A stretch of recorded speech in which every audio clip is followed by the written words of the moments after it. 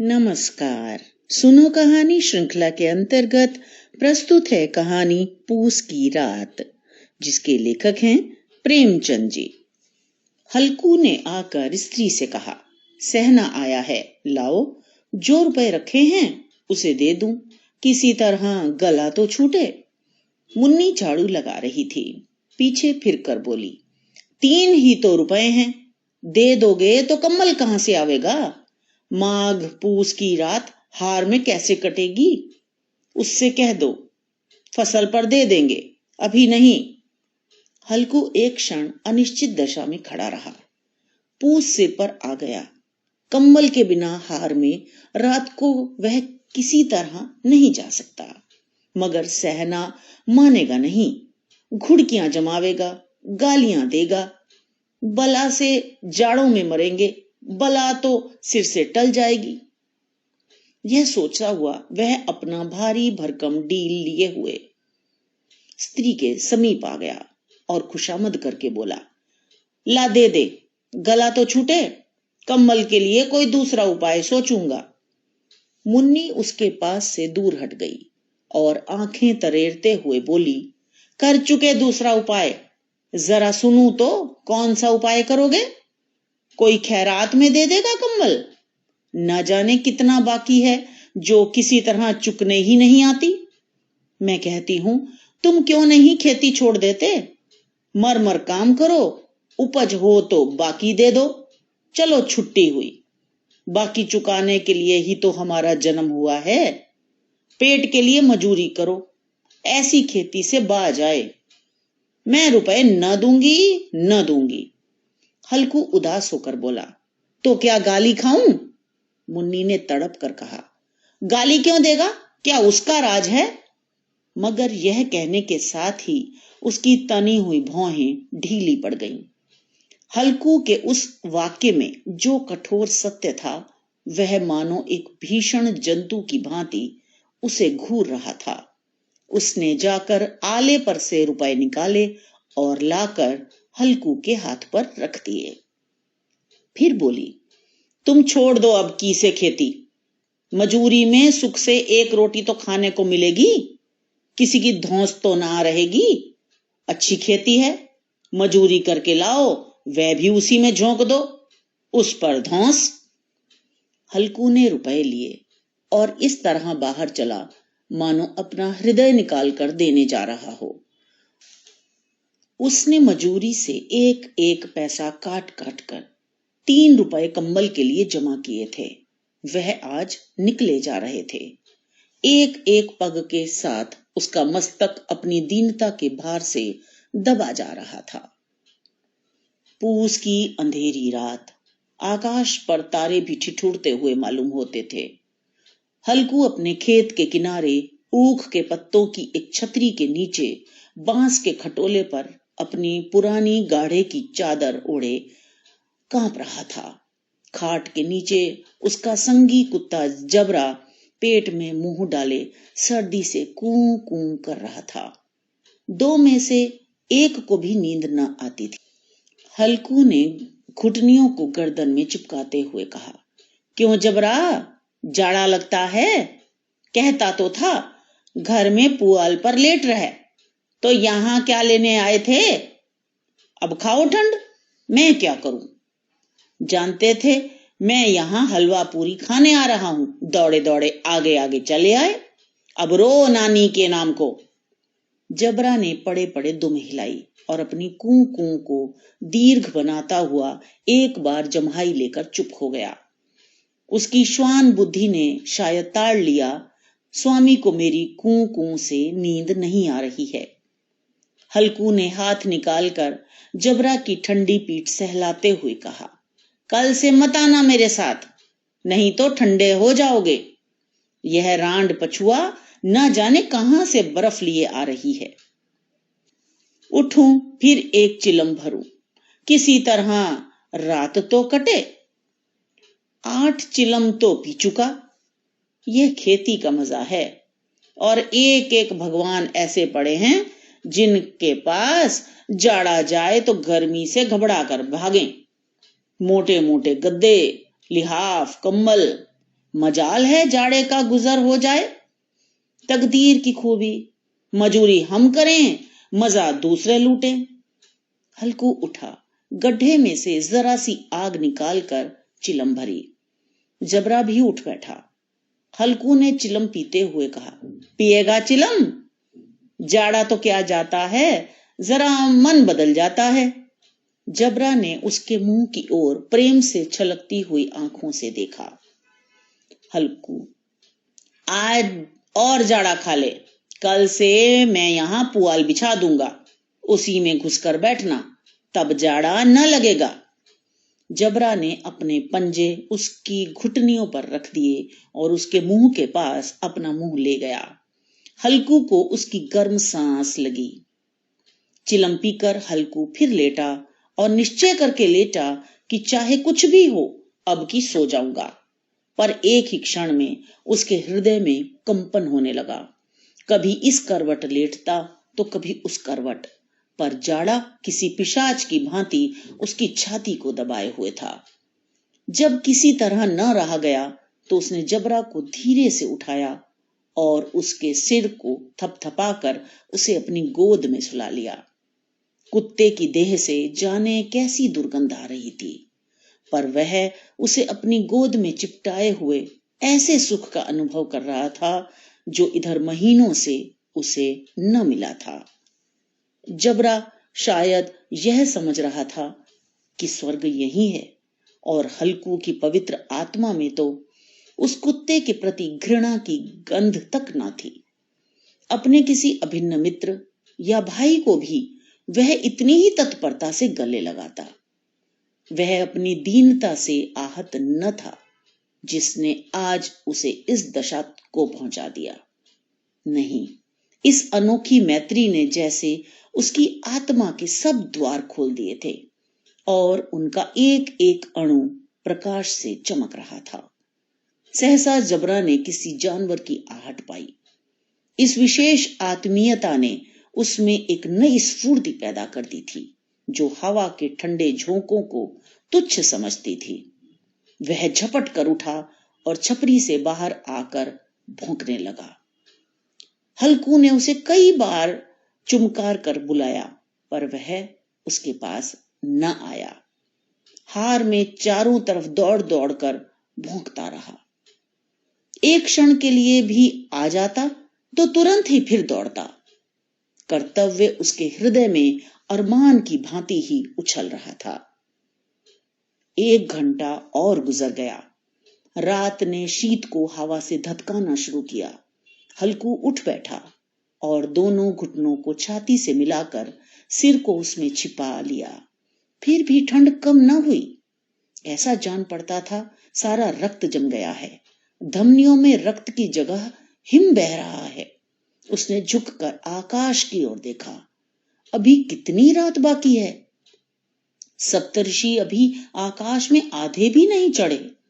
ऊपर आ जाएंगे तब कहीं सवेरा होगा। अभी पहर से ऊपर रात है। हल्कू के खेत से कोई एक गोली के टप्पे पर आमों का बाग था। पतझड़ शुरू हो गई थी। बाग में पत्तियों का ढेर लगा हुआ था। हल्कू ने सोचा, चलकर पत्तियां बटोरूं और उन्हें जलाकर खूब तापूं। रात को कोई मुझे पत्तियां बटोरते देखेगा तो समझेगा कोई भूत है।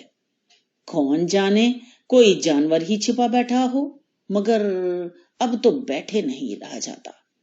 उसने पास के अरहर के खेत में जाकर कई पौधे उखाड़ लिए और उनका एक झाड़ू बनाकर हाथ में सुलगता हुआ उपला लिए बगीचे की तरफ चला।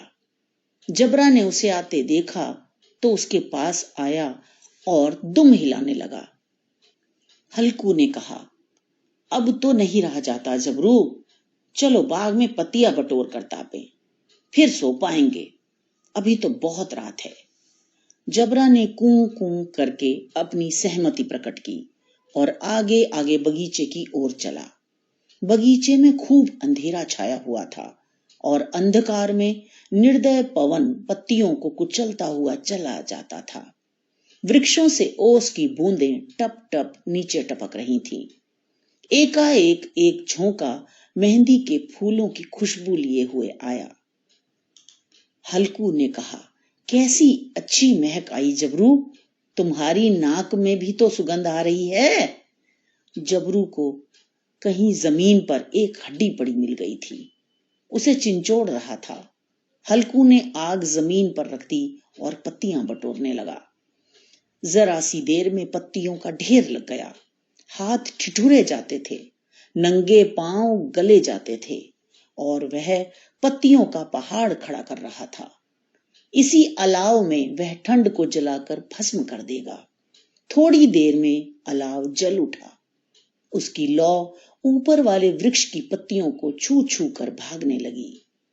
उस अस्थिर प्रकाश में बगीचे के विशाल वृक्ष ऐसे मालूम होते थे मानो उस अथाह अंधकार को अपने सिरों पर संभाले हुए हों। अंधकार के उस अनंत सागर में यह प्रकाश एक नौका के समान हिलता मचलता हुआ जान पड़ता था। हल्कू अलाव के सामने बैठा आग ताप रहा था।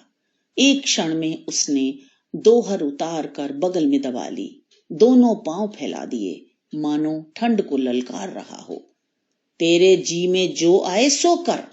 ठंड की असीम शक्ति पर विजय पाकर वह विजय गर्व को हृदय में छिपा न सकता था।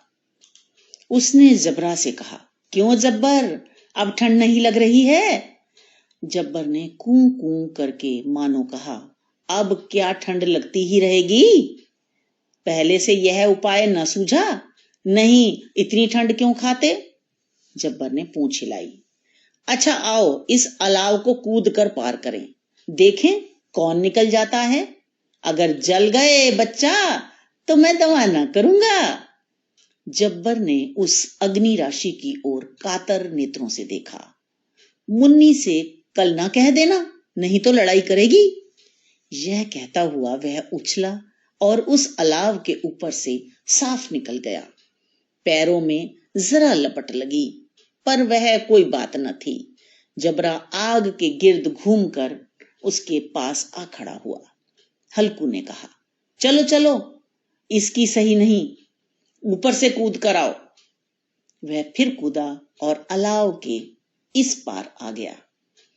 पत्तियां जल चुकी थीं। बगीचे में फिर अंधेरा छा गया था। राख के नीचे कुछ कुछ आग बाकी थी, जो हवा का झोंका आ जाने पर जरा जाग उठती थी, पर एक क्षण में फिर आंखें बंद कर लेती थी। हल्कू ने फिर चादर ओढ़ ली और गर्म राख के पास बैठा हुआ एक गीत गुनगुनाने लगा। उसके बदन में गर्मी आ गई थी, पर ज्यों-ज्यों शीत बढ़ती जाती थी उसे आलस से दबाए लेता था। जबरा जोर से भौंककर खेत की ओर भागा। हल्कू को ऐसा मालूम हुआ कि जानवरों का एक झुंड खेत में आया है। शायद नीलगायों का झुंड था। उनके कूदने दौड़ने की आवाजें साफ कान में आ रही थीं। फिर ऐसा मालूम हुआ कि खेत में चर रही हैं। उनके चबाने की आवाज चर चर सुनाई देने लगी। उसने दिल में कहा, नहीं, जबरा के होते कोई जानवर खेत में नहीं आ सकता। नोच ही डाले। मुझे भ्रम हो रहा है। कहां? अब तो कुछ नहीं सुनाई देता। मुझे भी कैसा धोखा हुआ। उसने जोर से आवाज लगाई, जबरा जबरा। जबरा भौंकता रहा, उसके पास न आया। फिर खेत के चरे जाने की आहट मिली। अब वह अपने को धोखा न दे सका। उसे अपनी जगह से हिलना जहर लग रहा था। कैसा दंदाया हुआ था। इस जाड़े पाले में खेत में जाना, जानवरों के पीछे दौड़ना असहाय जान पड़ा। वह अपनी जगह से न हिला। उसने जोर से आवाज लगाई, लियो लियो लियो। जबरा फिर भौंक उठा। जानवर खेत चल रहे थे। फसल तैयार है। कैसी अच्छी खेती थी, पर ये दुष्ट जानवर उसका सर्वनाश किए डालते हैं। हल्कू पक्का इरादा करके उठा और 2-3 कदम चला, पर एकाएक हवा का ऐसा ठंडा चुभने वाला बिच्छू के डंक का सा झोंका लगा कि वह फिर बुझते हुए अलाव के पास आ बैठा और राख को कुरेद कर अपनी ठंडी देह को गरमाने लगा। जबरा अपना गला फाड़ डालता था, नील गायें खेत का सफाया किए डालती थी और हल्कू गर्म राख के पास शांत बैठा हुआ था। अकर्मण्यता ने रस्सियों की भांति उसे चारों तरफ से जकड़ रखा था। उसी राख के पास गर्म जमीन पर वह चादर ओढ़कर सो गया। सवेरे जब उसकी नींद खुली तब चारों तरफ धूप फैल गई थी और मुन्नी कह रही थी, क्या आज सोते ही रहोगे? तुम यहां आकर रम गए और उधर सारा खेत चौपट हो गया। हल्कू ने उठकर कहा, क्या तू खेत से होकर आ रही है? मुन्नी बोली, हाँ, सारे खेत का सत्यानाश हो गया। भला ऐसा भी कोई सोता है? तुम्हारे यहां मड़ैया डालने से क्या हुआ?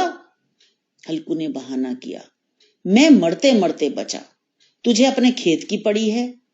पेट में ऐसा दर्द हुआ कि मैं ही जानता हूं।